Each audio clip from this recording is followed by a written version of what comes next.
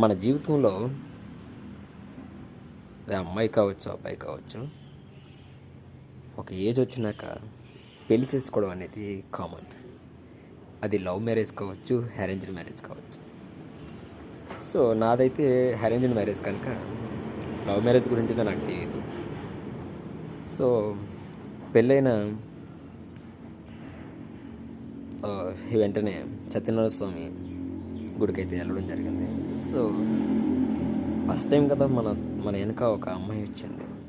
So గుడిలోకి వెళ్ళినాక దేవుని చూసి 2 చేతులు జోడించి మొక్కుతున్నాను. ఏమిటో తెలియదు. దేవుడా, ఇప్పటి వరకు నేను ఒకనే, ఇప్పుడు నన్ను నమ్ముకొని ఒక అమ్మాయి నా వెనక నడుస్తుంది. సో దానికి ఎటువంటి కష్టాలు రాకుండా చూడు దేవుడా అని నేను మొక్కేస్తూ ఉన్నాను. సో ఇది ప్రతి ఒక్కరూ కామన్గా చేసే పని అనుకుంటాను. సో లేదు అండి. అలాగే కొత్తగా పెళ్ళైన వారు మీరైతే ఏ కోరికలు కోరుకుంటారు? మీరైతే ఎలాంటి కోరికలు కోరారు? కిందని కామెంట్ రూపంలో అయితే కామెంట్ చేయండి, నేను కూడా తెలుసుకుంటాను.